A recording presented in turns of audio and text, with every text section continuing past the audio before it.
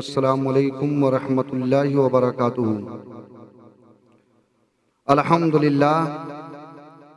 الحمدللہ نحمدہ ونصلی علی رسولہ الکریم، اما بعد فاعوذ باللہ من الشیطان الرجیم، بسم اللہ الرحمن الرحیم۔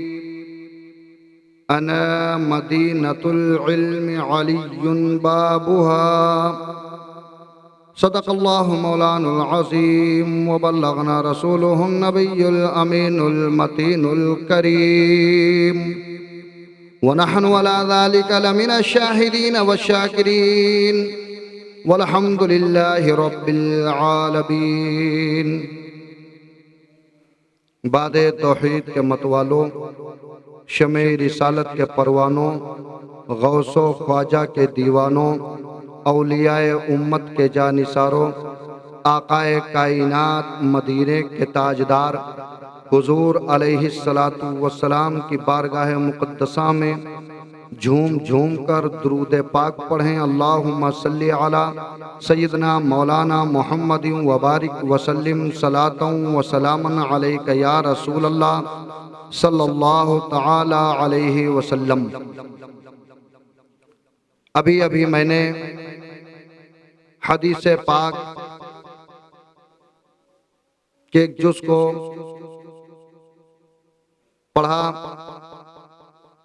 رسول پاک علیہ السلام نے حضرت علی رضی اللہ تعالی عنہ کے تعلق سے آپ کی اہمیت کی وضاحت فرمائی اور فرمایا کہ میں علم کا شہر ہوں، علی اس کے دروازے۔ اندازہ لگائیے مقام علی، اندازہ لگائیے کون علی؟ وہ علی جو دنیا میں جب تشریف لائے تو کہاں تشریف لائے؟ خانہ کعبہ کے اندر۔ علی آ رہے ہیں، دنیا میں تشریف لا رہے ہیں تو خانہ کعبہ میں تشریف لا رہے ہیں۔ اپنی والد محترمہ فاطمہ بنت اسد کی گود میں آپ تشریف لا رہے ہیں۔ رسول پاک علیہ السلام سے آپ غالباً 30 سال عمر میں چھوٹے ہیں۔ مکۃ المکرمہ میں کوہرام مچ گیا۔ آنے والا ایک بچہ جو دنیا میں آیا ہے وہ خانہ کعبہ میں جلوہ افروز ہوا۔ اس سے پہلے کوئی بچہ اب تک خانہ کعبہ میں پیدا نہیں ہوا، مگر وہ بچہ 3 دن ہو گئے ہیں ابھی آنکھ نہیں کھولی ہے۔ اطلاع رسول پاک علیہ السلام کو پہنچی۔ رسول پاک علیہ السلام تشریف لائے۔ رسول پاک علیہ السلام کی اس وقت عمر بظاہر آپ کی 30 سال کی عنقریب۔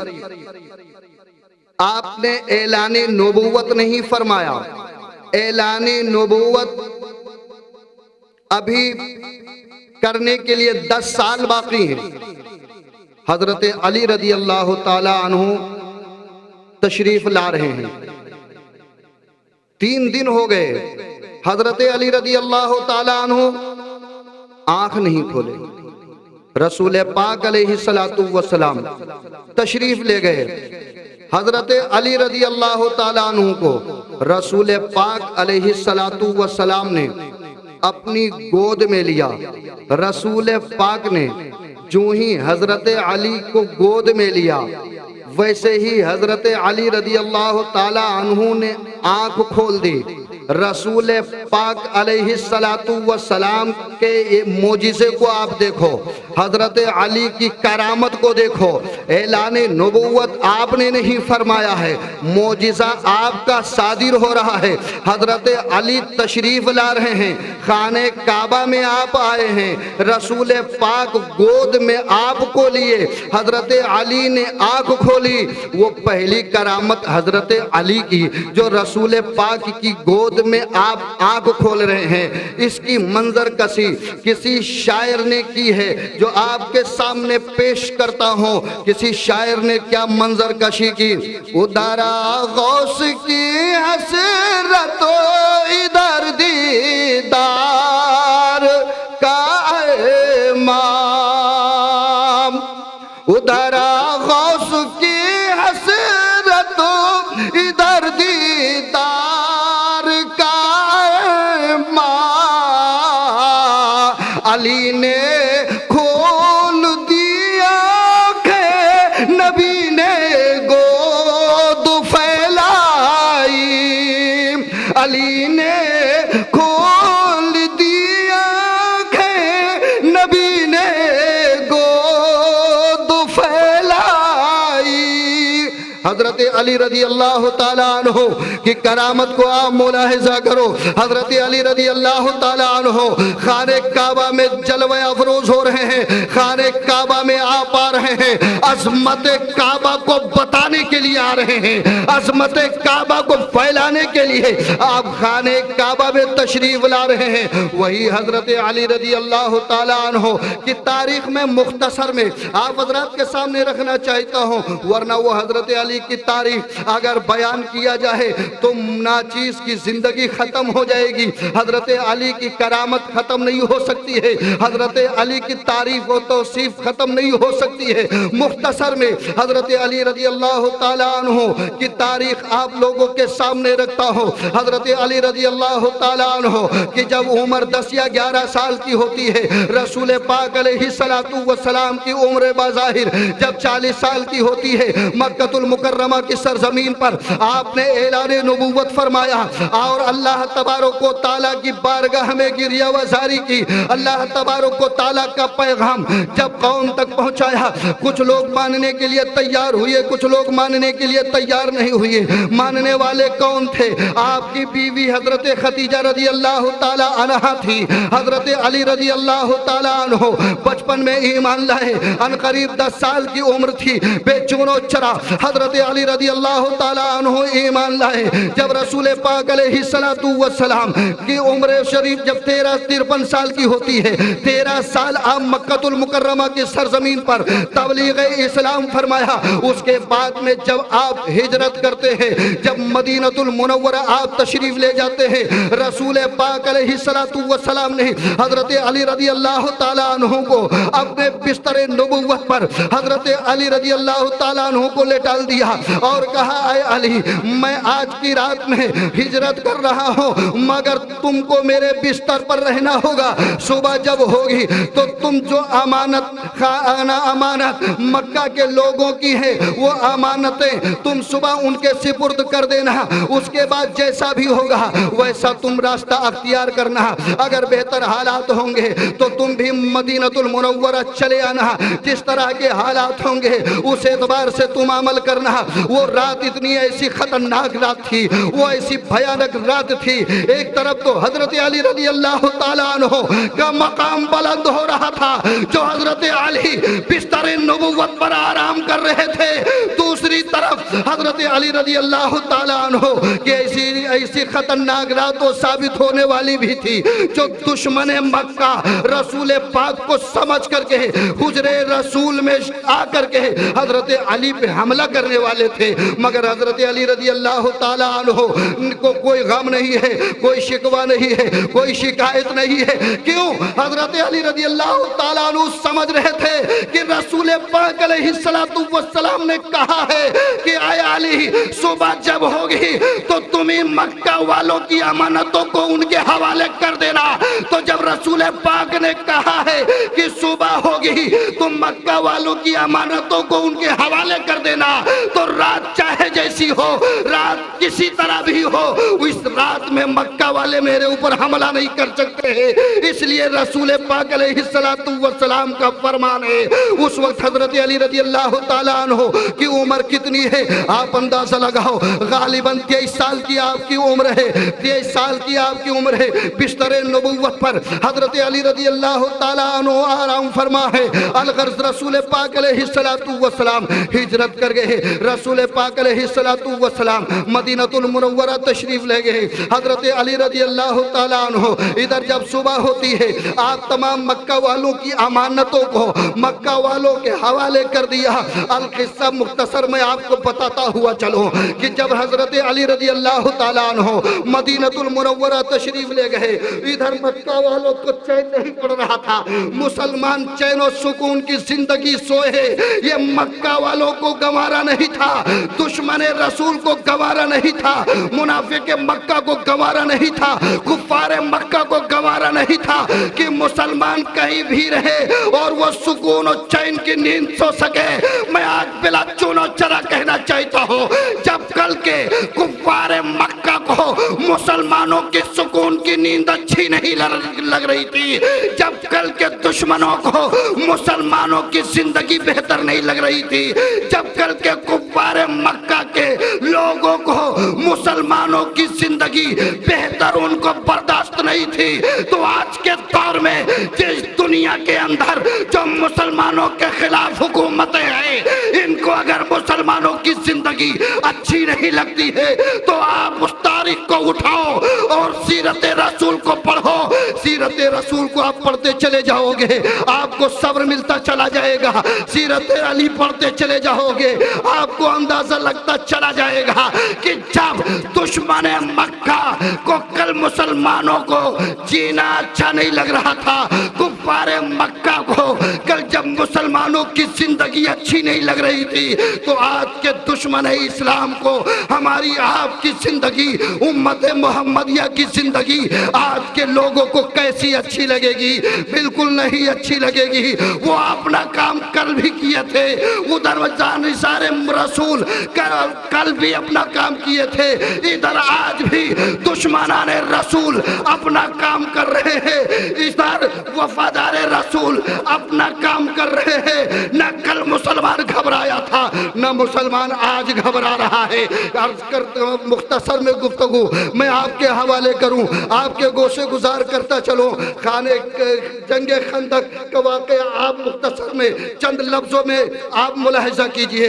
جب خندق کا وقت آتا ہے، رسول پاک علیہ السلام نے دیکھا کہ دشمن سامنے ہے، اس طرف مکہ والوں کا لشکر ہے، ادھر مدینہ والوں کا لشکر ہے۔ حضرت علی رضی اللہ تعالیٰ عنہ کو رسول پاک نے آواز دیا، ہے کوئی مقابلے میں خالد ابن ولید کے جو آئے اور مقابلہ کرے؟ حضرت علی نے آواز دیا تھا کہ یا رسول اللہ، خالد کے مقابلے میں علی کافی ہے۔ حضرت علی رضی اللہ تعالیٰ عنہ اپنے گھوڑے پہ سوار ہوتے ہیں، اپنے میان سے تلوار کو نکالتے ہیں۔ رسول پاک علیہ السلام نے کئی مرتبہ حضرت علی کے لیے فرمایا کہ دنیا میں علی جیسا کوئی بہادر نہیں ہے اور ذوالفقار جیسی دنیا میں کوئی تلوار نہیں ہے۔ ایک طرف بہادر ایسا تھا جو دنیا کا نرالا بہادر تھا، ایک طرف حضرت علی کے ہاتھ میں جو ذوالفقار تھی وہ تلوار دنیا سے نرالا تھی، وہ دنیا سے وہ تلوار آنا تھی۔ حضرت علی رضی اللہ تعالیٰ عنہ خالد ابن ولید کے مقابلے میں، اس وقت حضرت خالد ابن ولید ایمان نہیں لائے تھے۔ میں آپ کو بتاتا چلوں، کہیں کسی کے ذہن میں یہ سوال پیدا ہو کہ حضرت خالد ابن ولید تو ایمان لا چکے ہوں گے شاید، میں آپ کو بتاؤں خالد ابن ولید رضی اللہ تعالیٰ عنہ خندق کے جنگ خندق کے وقت آپ ایمان نہیں لائے تھے۔ حضرت علی رضی اللہ تعالیٰ عنہ نے خالد ابن ولید کو کئی پٹخنی دیے، کئی مرتبہ آپ کو پٹخنی۔ اس کے بعد میں حضرت خالد ابن ولید اپنی شکست مان لی اور خندق کے پار چھلانگ لگا دی۔ اس کے بعد میں کہا کہ علی سے لڑنا میرے بس کی نہیں ہے، مسلمانوں کا مقابلہ کرنا میرے بس کی بات نہیں ہے۔ اب آئیے لگے ہاتھوں فاتح خیبر کی تاریخ کو ملاحظہ کیجئے. تاریخ یہ بھی فاتح خیبر کی ہے, تاریخ وہ بھی فاتح خیبر کی ہے. حضرت علی رضی اللہ تعالیٰ عنہ کو ایک لقب نہیں ملے, کئی سارے خطاب ملے. کہیں حضرت علی کو فاتح خیبر کہہ کر کے پکارا جا رہا ہے, کہیں حضرت علی کو امام المتقین کہہ کر کے پکارا جا رہا ہے, کہیں حضرت علی کو شیر خدا کہہ کر کے پکارا جا رہا ہے. حضرت علی رضی اللہ تعالیٰ عنہ کہ ایک خطاب نہیں, ایک لقب نہیں, بے شمار آپ کو القاب ملے, بے شمار آپ کو خطاب ملے. حضرت علی رضی اللہ تعالیٰ عنہ کو فاتح خیبر کو خطاب کیسے ملا؟ مختصر تاریخ فاتح خیبر کی, وقت کی قلت ہے, زیادہ وقت میں لینا نہیں چاہتا ہوں. آج رمضان المبارک کی یہ 22واں روزہ ہے, رمضان المبارک کے 22واں روزہ, اور یہ ہمارے انصاری کمپیوٹر صاحب بڑی محنت کر رہے ہیں, بڑی جد و جہد کر رہے ہیں. میں ان کی ہمت کو سلام پیش کرتا ہوں. اس لیے پورے رمضان میں لاک ڈاؤن جیسی حالت میں آپ مسجدوں میں, حجروں میں جا کر کے اور لوگوں کو تنہا تنہا میٹنگ لیتے ہیں. قانون کا الہنگن نہیں کر رہے ہیں, قانون کا پالن کرتے ہوئے آپ اپنے کام کو نہیں بند کیا. اور یوٹیوب کے ذریعے, آپ کے چینل کے ذریعے یہ پیغام جائے گا کہ یارو دیکھو میں وفادار ہند ہوں, ایسا وفادار ہند ہوں, ایسا وفادار ہند ہوں کہ جب ضرورت پڑی تھی تو تنے تنہا بھی مسجدوں کا دورہ کیا تھا, اور جب ضرورت پڑی تھی تو لاکھوں میں بھی ویڈیو بنائی گئی تھی, اور جب ضرورت پڑی تھی تو ہزاروں میں بھی ویڈیو بنائی گئی تھی. یہ رمضان المبارک کا مہینہ ہے, یہ آپ کی محنت ہے, یہ آپ کی محنت کی کاوشوں کا نتیجہ ہے جو آج لوگ سننے کو پا رہے ہیں کہ رمضان المبارک میں جنگ بدر بھی ہوئی ہے. کیونکہ خطیب الہند حضرت علامہ مولانا نور الہدیٰ صاحب قبلہ نوری کہ پچھلے دن خطاب ہوا, وہ جو ہے تاریخ بدر کے اوپر, جنگ بدر کے اوپر بہترین, نایاب, شاندار, چاندار خطاب جنگ بدر پہ ملاحظہ کیا سبھی لوگوں نے. یہ سارا پیغام انصاری کمپیوٹرز کے ذریعے, ورنہ میں آپ کو بتاؤں حقیقت 2 منٹ بعد کاٹ کر کے اپنی گفتگو سے بتانا چاہتا ہوں, آج کے دور کے مسلمان, چاہے ہم ہوں, آپ ہوں یا کوئی بھی ہوں, صرف مسلمان رمضان المبارک میں نماز تراویح کے رہ گئے. بے شک ہونا بھی چاہیے, نماز تراویح ہونا چاہیے, رمضان کے روزے فرض ہیں تو رمضان ہی میں رکھے جائیں گے.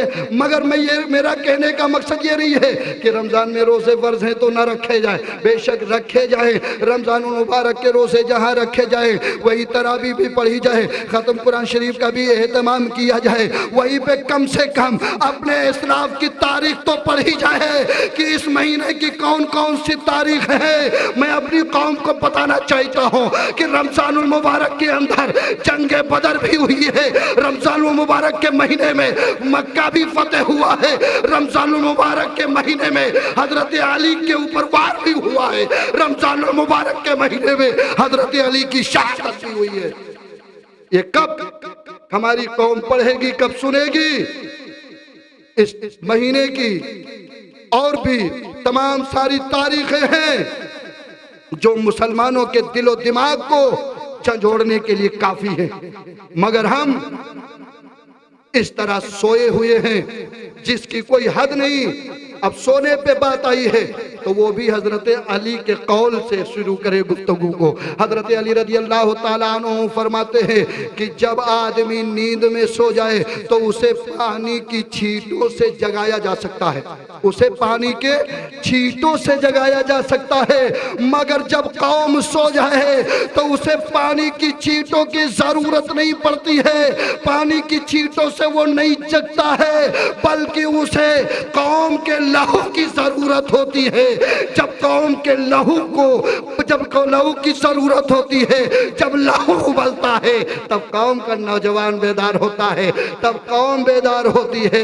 آج اپنے ایمان کا جائزہ ہم لیں تو ہمیں پتہ چل جائے گا, ہماری قوم کو اندازہ لگ جائے گا کہ ہماری قوم کو پانی کی چھینٹوں کی ضرورت ہے یا ہمارے نوجوانوں کے, شہیدوں کے لہو کی ضرورت ہے. آپ خود اندازہ لگا لیں گے. فاتح خیبر کا ذکر کر رہا تھا, جنگ خیبر کا واقعہ سنانے جا رہا تھا. آئیے میں آپ کو بتاتا ہوا چلوں. حضرت علی رضی اللہ تعالیٰ عنہ کو رسول پاک علیہ السلام نے آواز دیا, کئی دن ہو گئے ہیں فتح بدر خیبر فتح نہیں ہو رہا ہے, کئی دن ہو گئے خیبر فتح نہیں ہو رہا ہے, مگر آج میں علم اس کے ہاتھ میں دوں گا جس کے ہاتھ میں خیبر فتح ہوگا. سارے صحابہ کرام اپنے دلوں میں سوچ رہے تھے شاید رسول پاک آج علم میرے ہاتھ میں تھما دے. کوئی سوچ رہا تھا شاید علم میرے ہاتھ میں تھما دیا جائے, کوئی سوچ رہا تھا شاید جھنڈا میرے ہاتھ میں تھما دیا جائے, مگر رسول پاک علیہ السلام کی نظریں حضرت علی کو ڈھونڈ رہی تھی.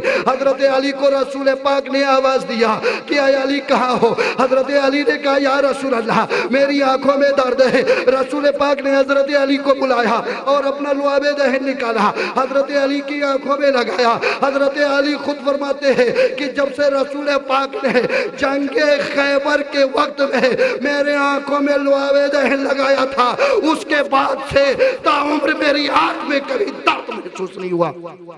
اور رسول پاک نے علم میرے ہاتھ میں دے دیا اور کہا علی خیبر کی فتح میں تمہارے ہاتھوں سے دیکھ رہا ہوں. حضرت علی رضی اللہ تعالیٰ عنہ خیبر کے میدان میں یہودیوں کا سب سے بڑا قلعہ, طاقتور قلعہ خیبر. حضرت علی رضی اللہ تعالیٰ عنہ خیبر کے میدان میں, ادھر یہودیوں کے بڑے بڑے نامور پہلوان میدان بدر میں, میدان خیبر میں حضرت علی رضی اللہ تعالیٰ عنہ کے مقابلے میں مرحب نام کا پہلوان آپ کے سامنے آیا. حضرت علی رضی اللہ تعالیٰ عنہ نے اپنی ڈھال کو اٹھایا, شمشیر کی ذوالفقار نکالی, ایک طرف ڈھال ہے ایک طرف ذوالفقار تلوار ہے. مرحب کی تلوار آپ کے ڈھال پر پڑی, آپ کے ڈھال کے دو ٹکڑے ہو گئے, آپ کی ڈھال ٹوٹ جاتی ہے. حضرت علی رضی اللہ تعالیٰ عنہ کہ جب ڈھال ٹوٹ جاتی ہے مرحب نے کہا اے علی بتاؤ اب کون تمہیں بچائے گا؟ حضرت علی رضی اللہ تعالیٰ عنہ خیبر کے قلعے کے دروازے پہ لوگوں کو للکار رہے تھے, دشمنوں کو للکار رہے تھے. حضرت علی رضی اللہ تعالیٰ عنہ نے بڑھ کر خیبر کے قلعے کے دروازے کو اپنے ہاتھوں سے پکڑا اور خیبر کے قلعے کے دروازے کو ہاتھ میں لیا. اس کو خیبر کے قلعے کے دروازے کو حضرت علی رضی اللہ تعالیٰ عنہ نے ہاتھ سے پکڑا اور دروازے کو اپنے ہاتھ میں لے لیا.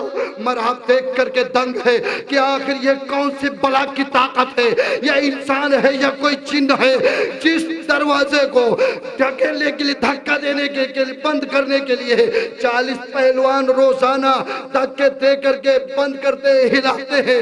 تب جو دروازہ ہلتا ہے اس کو حضرت علی رضی اللہ تعالیٰ عنہ کہ وہ ساتھ ہے جو ایک ہاتھ سے ایک گلاب کے پھول کے مانند آپ نے خیبر کے دروازے کو اکھاڑ کر کے اور اس کو ڈھال بنا لیتے ہیں. مرحب سے کہا اب کون ہے تجھے بچانے والا؟ بتا تو کرنا چاہتا ہے یا ایمان لا کر کے مسلمان ہونا چاہتا ہے؟ تو بچنا چاہتا ہے یا مسلمان ہونا چاہتا ہے؟ اس نے حضرت علی کی للکار کو دیکھ کر کے وہ بھاگنے کو تھا. حضرت علی رضی اللہ تعالیٰ عنہ نے اپنی تلوار کو نکالی اور مرحب کے سینے پہ آر سے پار کر دیا. وہ جنگ تھی, خیبر کا فتح ہونا تھا. حضرت علی رضی اللہ تعالیٰ عنہ کو فاتح خیبر کا خطاب ملا. حضرت علی رضی اللہ تعالیٰ عنہ خیبر کو فتح کر کے واپس آتے ہیں, آپ کا خطاب وہاں سے فاتح خیبر کا ملتا ہے. وہ حضرت علی رضی اللہ تعالیٰ عنہ جب کوفہ کے بازار میں ہے اور آپ ایک پیڑ کے نیچے بیٹھ کر کے سوکھی ہوئی روٹی کھاتے ہیں, ایک شخص نے سوال کیا کہ علی آپ روٹی کھا رہے ہو تو آپ کو بہت درد محسوس ہو رہا ہے, ایسا لگ رہا ہے جیسے آپ کی کافی طاقت طاقت لگ رہی ہے، آپ سو کر رہے ہیں، جیسے آپ کے جبڑے کی طاقت بہت زیادہ صرفہ ہو رہی ہے۔ آپ تو خیبر کے قلعے کے دروازے کو ایک ہاتھ سے اکھاڑ لیا تھا۔ اے علی بات سمجھ میں نہیں آتی ہے، جو خیبر کے دروازے کو اکھاڑنے والا ہو، جس کا خطاب لقب فاتح خیبر کا ملنے والا ہو، وہ اگر آج لوہے کی روٹی بھی کھاتا تو وہ کھا جاتا، اسے تکلیف نہیں محسوس ہوتی۔ اتنا بڑا خیبر کا دروازہ جو ایک ہاتھ سے اکھاڑنے والا ہو، وہ سوکھی روٹی کوفہ میں بیٹھ کر کے کھائے تو اس کو اتنا تکلیف ہو، اتنا درد محسوس ہو، اتنا طاقت لگے۔ آخر وجہ کیا ہے؟ حضرت علی رضی اللہ تعالیٰ عنہ کے جملے پہ قربان جاؤ، میں آپ کو حضرت علی کا وہ جملہ دینا چاہتا ہوں جو حضرت علی رضی اللہ تعالیٰ عنہ نے جملہ کوفے میں دیا تھا۔ حضرت علی رضی اللہ تعالیٰ عنہ نے فرمایا کہ جب میں خیبر کے میدان میں تھا، اس وقت جب میں مرحب کے مقابلے میں تھا، خیبر کے قلعے کے دروازے کو اکھاڑ رہا تھا، اس وقت کام اللہ کا کر رہا تھا تو طاقت میرے بازوؤں میں اللہ دے رہا تھا۔ آج کوفہ کے پیڑ درخت کے نیچے وہ علی اپنا پیٹ بھرنے کے لیے کھا رہا ہے، اس لیے طاقت علی کی خرچہ ہو رہی ہے۔ وہاں کام اللہ کا تھا تو طاقت اللہ دے رہا تھا، یہاں کام علی کا ہے اس لیے طاقت علی کی خرچہ ہو رہی ہے۔ قربان جاؤ، جملہ دیکھو۔ آج اللہ تبارک و تعالی اگر کسی کو طاقت دے دیتا ہے تو اکڑتا ہوا چلتا ہے، اگر کسی کو دولت دے دیتا ہے تو وہ زمین میں قدم اس کے نہیں پڑتے ہیں، ایسا لگتا ہے کہ وہ فضاؤں میں چل رہا ہو، پلین میں نہیں، وہ ویسے فضاؤں میں جیسے چل رہا ہو۔ اتنا غرور و گھمنڈ۔ تاریخ کے کچھ نقطے آپ حضرات کے اور گوش گزار کروں، پھر اپنی گفتگو کو میں تمام کروں۔ حضرت علی رضی اللہ تعالیٰ عنہ 40 ہجری میں آپ کی شہادت، 40 ہجری میں حضرت علی رضی اللہ تعالیٰ عنہ کی شہادت کوفہ کی جامع مسجد میں واقع ہوئی۔ 40 ہجری میں حضور کا وصال 10 ہجری، حضرت علی رضی اللہ تعالیٰ عنہ کی شہادت 40 ہجری، رسول پاک کی عمر و بظاہر 63 سال، حضرت علی رضی اللہ تعالیٰ عنہ کی عمر بظاہر 63 سال، اور رسول پاک کا وصال 10 ہجری، اور حضرت علی رضی اللہ تعالیٰ عنہ کی شہادت 40 ہجری۔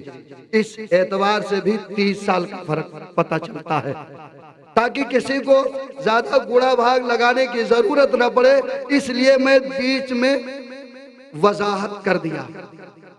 حضرت علی رضی اللہ تعالیٰ عنہ کی شہادت، آخر آپ کی شہادت سے بھی پہلے بھی شہادت وجود میں آئی۔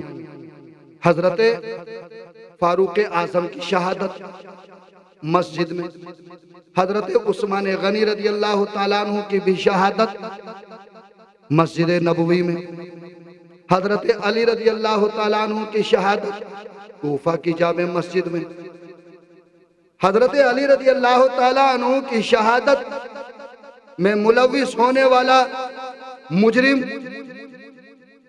بھی بنام مسلمان حضرت فاروق اعظم۔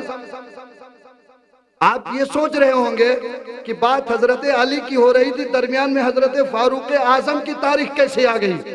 مگر وضاحت کے لیے میں آپ کو بتا رہا ہوں کہ آخر یہ حلق کے نیچے ان دشمنوں کے حلق کے نیچے ایسے قداور شخصیتوں کی خلافت کیوں نہیں اتر رہی تھی؟ اس کی وجہ کیا تھی؟ جب شہادت کرنے والے جو مجرمین تھے وہ کوئی غیر نہیں تھے، بنام مسلمان تھے۔ آخر وجہ کیا تھی؟ تو پیائی نہیں، میں آپ کو بلا چونو چرا بتانا چاہتا ہوں کہ سب کی شہادتیں بھی آئی نہیں ایک طرف، سب کی شہادتیں مسجد میں۔ آخر وجہ کیا؟ تو وجہ یہ تھی کہ اس وقت بھی کچھ لوگ تھے جو شاہانہ زندگی گزارنا چاہ رہے تھے.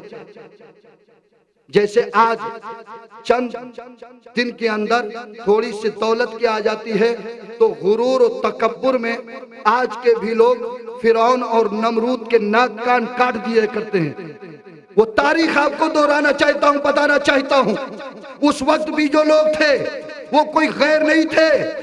اس وقت بھی یہود و نصارہ طاق میں لگے ہوئے تھے کہ جو مسلمانوں کا جو خلیفہ ہو، وہ خلیفہ جس کی بنیاد رسول پاک نے خلافت کی ڈالی ہو، وہ حکومت کی بنیاد جس کو پاک و منزہ کر کے رسول پاک علیہ السلام نے ڈالی ہو، خلافت کی حکومت اور آپ کی سلطنت جو پاک و منزہ تھی، اسی پہ عمل کرتے ہوئے جب یہود و نصارہ نے حضرت فاروق اعظم کو دیکھا تو برداشت نہ ہو سکا، برداشت نہ کر سکے. وہی عالم جب حضرت عثمان غنی کو دیکھا تو بھی برداشت نہ کر سکے یہود و نصارہ. وہی عالم جب سادگی پسندی کا جب حضرت علی رضی اللہ تعالیٰ عنہ کو دیکھا تو بھی نہ پسند کر سکے. اس لیے نہیں پسند کرتے تھے کہ اس وقت بھی کچھ لوگ تھے جو یہ چاہتے تھے کہ اتنی سادہ زندگی ہم کیسے گزار سکتے ہیں، کیونکہ اس وقت کے بھی دور میں کچھ لوگوں نے شاہ کسریٰ کے عیش و عشرت کو دیکھا تھا. اس وقت بھی لوگوں نے شاہ ایران کے آرام کو دیکھا تھا. وہ یہود و نصارہ مسلمانوں کو بھی ورغلانا چاہتے تھے کہ لوگوں تمہیں معلوم نہیں ہے جب رسول پاک کے تمہارے نبی کی حکومت تھی اس وقت محدود دائرہ تھا، وہ دائرہ تھا نجد و حجاز کا، مگر آج جب ان لوگوں کی حکومتیں آئی ہیں تو وہ نجد و حجاز سے نکل کر کے وہی دائرہ بڑا ہوا ہے، اور وہ دائرہ جو بڑا ہے وہ عراق کی سرزمین تک بھی پہنچا ہے، شام کو بھی گھیرا ہے، ایران کو بھی گھیرا ہے، مصر تک بھی پہنچا ہے، فلسطین تک بھی پہنچا ہے، شام تک بھی پہنچا ہے، یمن تک بھی پہنچا ہے. جب مسلمانوں کا دائرہ بڑھتا ہوا دیکھا وہ دشمنان اسلام کو برداشت نہ ہو سکا، اور مسلمانوں کی سادگی بھری زندگی کو ان لوگوں نے برداشت نہیں کیا. اس طرح کے دشمنوں کو تیار کرنا شروع کیا کہ تم کب تک گھٹ گھٹ کے اپنی زندگی کو گزارنا چاہو گے، کب تک اپنی زندگی کو ایسے برداشت کرو گے. جس ملک کا بادشاہ اپنے آپ کا جو پردھان منتری کہلانے والا ہو، جو اپنے وقت کا شاہ اعظم ہو، جو اپنے وقت کا خلیفہ ہو، وہ ایسا خلیفہ جو بالوں کے ریت میں اپنی زندگی کو بسر کرنا اچھا سمجھ رہا ہو، جو بادشاہ وقت سوکھی ہوئی روٹی کھانا پسند کرتا ہو، جو بادشاہ وقت جو پردھان منتری اپنے جسم پہ جو پھٹا ہوا لباس پہننا برداشت کر سکتا ہو، وہ اپنے وزراء کو کب اچھے کپڑے پہنتا ہوا دیکھ سکتا تھا، ہرگز نہیں پہنتا ہوا دیکھ سکتا تھا. اپنی رعایا کو کب وہ شان و شوکت بری زندگی گزارتے ہوئے دیکھنا چاہ رہے تھے، ہرگز نہیں. وہ کہتے تھے جیسے زندگی تمہارا خلیفہ گزارتا ہے، جیسا تمہارا خلیفہ سادگی کے ساتھ زندگی گزارتا ہے، ویسے تم وزیر ہو، تم کو بھی زندگی گزارنا پڑے گا. تم رعایا ہو، تم کو بھی ویسے زندگی گزارنی پڑے گی. اگر تمہارا بادشاہ، اگر تمہارا خلیفہ، اگر پردھان منتری، میں آپ کو پردھان منتری کہہ رہا ہوں، میں اس لیے کہہ رہا ہوں کہ لوگ نہیں سمجھ پائیں گے خلیفہ کسے کہتے ہیں، اس لیے وضاحت کر رہا ہوں کہ کل کا وہ پردھان منتری کیسے اپنی زندگی کو گزارتا تھا. وہ بالوں کا ریت ہوتا تھا مگر اس میں اپنی زندگی کو گزارنا فخر محسوس کرتا تھا. وہ کل کا وزیر اعظم جو ہے سوکھی ہوئی روٹی کھا کر کے اپنی زندگی کو گزارنا فخر محسوس کرتا تھا. وہ یہودیوں کو برداشت نہ ہو سکا، وہ نصرانیوں کو برداشت نہیں ہوا. گویا وہ تو حملہ کر نہیں سکتے تھے، انہوں نے سوچا کچھ مسلمانوں کو توڑا جائے اور ان کو منافق بنایا جائے، ان کو لالچ دیا جائے اور ان کو شان و شوکت کا جاؤ جلال کا لالچ دیا جائے اور ان خلیفوں کو شہادت کا جام پلا دیا جائے. کل کے بھی لوگ لالچی تھے، آج کے بھی لوگ لالچی ہیں. یہ مت سمجھ لینا، یہ مت سمجھ لینا کہ کل کا اگر عبد الرحمن بن ملجم مسلمان کا نام رکھنے والا مجرم علی ہو، تو آج کبھی کوئی بنام مسلمان ہو جو مسلمان کا دشمن ہو اور یہ کہہ کر کے تسلیم کر لیا جائے کہ فلاں بھی مسلمان ہے، تو آپ کو بتانا چاہتا ہو آپ تاریخ اسلام پڑھو۔ جب آپ تاریخ اسلام پڑھو گے اور جب دشمن اسلام آپ سے ملیں گے اور یہ کہیں گے فلاں بھی تو مسلمان ہے، فلاں بھی تو مسلمان ہے، فلاں بھی تو مسلمان ہے، تو آپ بڑا چونو چرا یہ کہہ دینا کہ یاد رکھو تاریخ اسلام میری نظروں کے سامنے ہے، فاروق اعظم کو شہید کرنے والا بھی تو مسلمان تھا، حضرت عثمان غنی کو شہید کرنے والا بھی تو مسلمان تھا، حضرت علی کو شہید کرنے والا تو مسلمان تھا، حضرت امام حسین کو بھی تو شہید کرنے والا بھی بنام مسلمان تھا، حضرت امام حسن کو بھی شہادت کا چاپ پہنانے والا بھی تو بنام مسلمہ تھی۔ آپ کو بتانا چاہتا ہو مسلمانوں کی تاریخ اگر آپ کو دیکھنا چاہتا ہو، دغا باز تو کل بھی پائے جاتے تھے، دغا باز تو آج بھی پائے جا رہے ہیں۔ محمد بن قاسم کے ہاتھوں میں ہتھکڑیاں ڈلوانے والا کوئی یہود و نصارہ نہیں تھا، کوئی کافر نہیں تھا، وہ بھی مسلمان تھا۔ طارق بن زیاد کو مکے کے اندر بیک مکوانے والا کوئی غیر نہیں تھا، وہ بھی ایک مسلمان تھا۔ موسیٰ بن نصیر کے ہاتھوں میں ہتھکڑیاں ڈلوا کر کے غارِ کعبہ میں بھیک منگوانے والا کوئی غیر نہیں تھا، وہ بھی مسلمان تھا۔ تاریخ اسلام پڑھو، کل کی جب تاریخ پڑھو گے، آج کے جب منظر دیکھو گے تو کل کی بھی تاریخ ملاؤ گے تو کل بھی دغا باز آپ کو ملیں گے، اور آج بھی جب آپ نیوز پہ بیٹھ کے ہوئے دیکھو گے کچھ لوگوں کو تو کل کی تاریخ میں کل کے دغا بازوں کو آپ پڑھو گے اور آج کے دغا بازوں کو آپ دیکھتے ہوئے نظر آؤ گے۔ کل بھی دشمن اسلام زندہ تھے، آج بھی دشمن اسلام زندہ ہے، کل بھی دشمن اسلام اپنے میں پائے جاتے تھے زیادہ، آج بھی دشمن اسلام اپنوں میں پائے جاتے ہیں زیادہ۔ القصہ میں آپ کو بتاؤں، وہ کوفہ کی سرزمین ہے، حضرت علی رضی اللہ تعالیٰ عنہ کوفے کے اندر ہے۔ 18 رمضان المبارک، بالکل اپنی گفتگو کو میں سمیٹ رہا ہوں۔ حضرت علی رضی اللہ تعالیٰ عنہ 18 رمضان 40 ہجری، امام حسن رضی اللہ تعالیٰ عنہ کو عصر کے بعد بلایا اور کہا بیٹا میں چاہتا ہوں کہ آج کی افطاری تمہاری بہن ام کلثوم کے گھر پہ کیا جائے، اور ایک تاریخ کی وضاحت کریں۔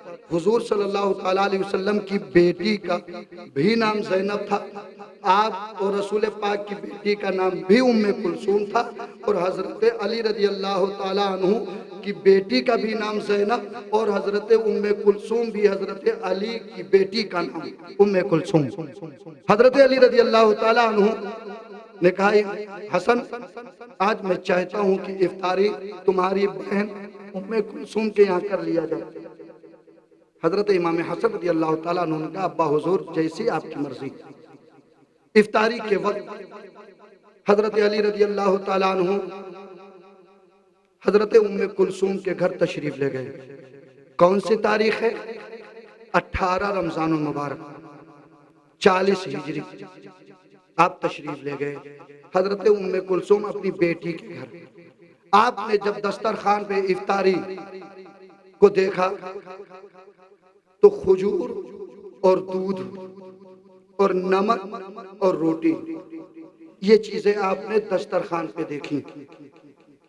مسلمانوں تاریخ کو دیکھو، آج مجھے افسوس ہوتا ہے کہ آج ہمارے پاس کھانے کے لیے کتنے اچھے اچھے کھانے ہوتے ہیں، پہننے کے لیے کتنے اچھے کپڑے ہوا کرتے ہیں، مگر قربان جاؤ وہ حضرت علی رضی اللہ تعالیٰ عنہ کی ذات پر جو مصر کا بھی بادشاہ ہو، مصر کا بھی پردھان منتری ہو، یمن کا بھی پردھان منتری ہو، مصر کا بھی پردھان منتری، یمن کا بھی پردھان منتری، ایران کا بھی پردھان منتری، عراق کا بھی پردھان منتری، نجد و حجاز کا بھی پردھان منتری، فلسطین کا بھی پردھان منتری، مصر کا بھی پردھان منتری، اتنے ملکوں کا پردھان منتری دسترخوان پہ بیٹھا ہوا کیا اپنی بیٹی سے کہہ رہا ہے، وہ پردھان منتری حضرت علی رضی اللہ تعالیٰ عنہ کہتے ہیں اے میری بیٹی ام کلثوم، کیا تمہیں معلوم نہیں ہے تم نے اپنے باپ کو کبھی دسترخوان پر 2 طرح سے زیادہ کھانا کھاتے ہوئے کبھی دیکھا ہے؟ حضرت ام کلثوم نے کہا ابا حضور میں نے کبھی نہیں دیکھا۔ تو کہا بیٹا جب تم اپنے باپ کو کبھی 2 سے زیادہ کھانا دسترخوان پر دیکھنا نہیں دیکھا ہے تو آج تم اپنے باپ کے سامنے اتنے طریقے کے کھانے کیوں لگا دیے ہیں؟ وجہ کیا ہے؟ کہا ابا حضور غلطی ہو گئی۔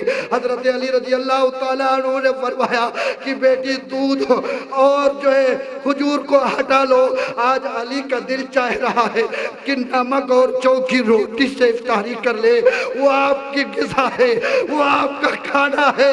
جو کئی ملکوں کا پردھان منتری ہو، کئی ملکوں کا خلیفہ ہو، اس کا غذا، اس کا کھانا کیا ہے؟ اس کا کھانا ہے جو کی روٹی اور نمک۔ حضرت علی رضی اللہ تعالیٰ عنہ نے اسی کو افطاری کیا اور اسی کو کھانا بنایا، اسی کو کھانے میں کھایا اور آپ واپس ہوئے، عشاء کی نماز آپ نے پڑھایا، اس کے بعد میں آپ چلے گئے بستر، اپنے بستر پہ آرام کرنے کے لیے۔ حضرت علی رضی اللہ تعالیٰ عنہ جب فجر کے وقت اٹھتے تو عبد الرحمن بن ملجم کے بستر پہ بھی آپ جاتے ہیں۔ حضرت علی کی محبت کو دیکھو، حضرت علی رضی اللہ تعالیٰ عنہ اپنے قاتل، اپنے دشمن کو بھی جگانے جا رہے ہیں کہ کہیں میرے دشمن کی بھی نماز فجر کہیں قضا نہ ہو جائے۔ سنو، سوچو، حضرت علی رضی اللہ تعالیٰ عنہ عبد الرحمن بن ملجم کو گئے، دروازہ کھٹکھٹایا، جگایا، کہا عبد الرحمن فجر کا وقت ہو رہا ہے۔ ادھر عبد الرحمن بن ملجم نیزہ لیا، دروازے کے پیچھے کھڑا ہو گیا آ کر کے۔ جب آپ حالت نماز میں غالباً آپ سجدے میں پہنچے، عبد الرحمن بن ملجم نے آپ کے سر پہ وار کیا، اتنا زبردست وہ وار تھا کہ آپ تاب نہ لا سکے۔ حضرت امام حسن رضی اللہ تعالیٰ عنہ کو آپ نے آواز دیا کہ حسن نماز کو مکمل کراؤ۔ وہ نماز کی محبت تھی۔ حضرت علی رضی اللہ تعالیٰ عنہ کی محبت کو دیکھو کہ آپ اپنے دشمن، اپنے قاتل کو بھی نماز کے لیے جگانے جا رہے ہیں۔ تو جب حضرت علی کا عاشق بستر پر سو رہا ہوگا فجر کے وقت میں تو حضرت علی کو کیسا محسوس ہوگا؟ حضرت علی کو کیسا لگے گا؟ اے میرے ملت کے نوجوانوں، نمازوں کو ترک مت کیا کرو، نمازوں کو مت چھوڑا کرو۔ امام علی نے، حضرت علی نے بستر سے اپنے دشمن کو بھی جگایا تھا نماز کے لیے۔ عبد الرحمن بن ملجم نے آپ کے اوپر وار کیا، آپ تاب نہ لا سکے۔ آپ حضرت امام حسن نے نماز ادا کرائی۔ اس کے بعد میں عبد الرحمن بن ملجم کو لوگوں نے پکڑ لیا۔ حضرت علی رضی اللہ تعالیٰ عنہ کو جب ہوش بھی آیا، آپ رضی اللہ تعالیٰ عنہ نے فرمایا کہ اے لوگوں، اگر میں زندہ رہا، اگر میں اس وار سے بچ جاتا ہوں، اگر میری زندگی بچتی ہے تو یاد رکھنا عبد الرحمن بن ملجم کو میں اپنے حساب سے اس کو سزا دوں گا۔ اگر خدا نہ خواستہ میں شہید ہو جاتا ہوں، میں اس دار فانی سے چلا جاتا ہوں، تو صرف عبد الرحمن بن ملجم کو سزا دی جائے۔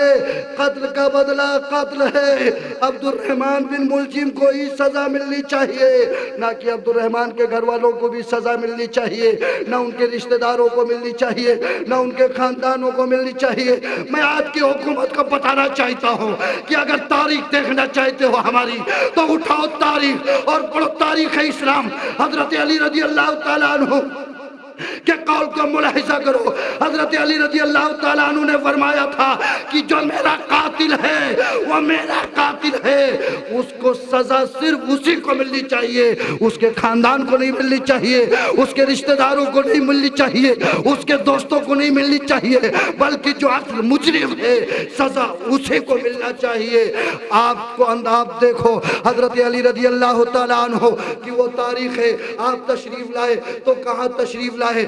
آپ جب تشریف لائے تو خانہ کعبہ کے اندر تشریف لائے، اور جب آپ کی جوانی پہ آپ کی عمر پہنچتی ہے تو وہ خانہ کعبہ کو پاک کرنے کے لیے رسول پاک نے حضرت علی کو حکم دیا اور کہا اے علی میں جانتا ہوں تم خانہ کعبہ کی عظمت بن کر کے آئے، تم خانہ کعبہ میں واحد ہو جو خانہ کعبہ میں آنے والے ہو، اور میں یہ چاہتا ہوں کہ اللہ تبارک و تعالیٰ تمہارے ہی ہاتھوں سے خانہ کعبہ کو پاک کرا دے۔ حضرت علی رضی اللہ تعالیٰ عنہ خانہ کعبہ میں تشریف لا رہے ہیں اور حضرت علی کے ہاتھوں سے خانہ کعبہ بتوں سے پاک ہو رہا ہے، اور حضرت علی جاتے جاتے یہ پیغام دنیا والوں کو دے کر کے جا رہے ہیں کہ اے لوگوں، آنے والا جب آ رہا ہے علی کی شکل میں تو عظمت کعبہ بن کر کے آ رہا ہے، اور جب جا رہا ہے تو عظمت مسجد کا پیغام دے کر کے جا رہا ہے۔ وہ علی کی زندگی ہے۔ علی جب آئے تو خانہ کعبہ میں آئے، علی کی جوانی آئی تو خانہ کعبہ بتوں سے پاک ہوا، اور علی کا جب آخری وقت آیا تو وہ مسجد کو چنا۔ آخری وقت ہے، مسجد نبوی ہے، اور جب آنا ہے تو خانہ کعبہ ہے۔ خانہ کعبہ حضرت علی رضی اللہ تعالیٰ عنہ ایک پہچان بن کر کے ایسی آتے ہیں جو دنیا میں کوئی ایسا نہ آ سکا، اور جب آپ جاتے ہیں تو ایسی تاریخ لکھ کر کے جاتے ہیں کہ آنے والا مزہ تو جب ہے جب آنے والا آئے تو خانہ کعبہ سے آئے آواز دیتا ہوا آئے، اور جب جائے تو مسجد نبوی مسجد سے بھی آواز دیتا ہوا چلا جائے۔ آپ رضی اللہ تعالیٰ عنہ مسجد کوفہ کی جامع مسجد میں آپ کی شہادت 21 رمضان المبارک کی واقع ہوئی۔ 19 رمضان کو کہ فجر میں آپ کو نیزہ لگا، اور 21 رمضان المبارک کہ آپ کی شہادت ہوتی ہے۔ انا للہ و انا الیہ راجعون۔ آمین وآخر الدعوانا ان الحمدللہ رب العالمین۔ خوب کی شیر چمن پھول چنے شاد رہے، خوب کی شیر چمن پھول چنے شاد رہے، باغ با جاتا ہوں میں گلشن تیرا آباد رہے۔ وآخر الدعوانا ان الحمدللہ رب العالمین۔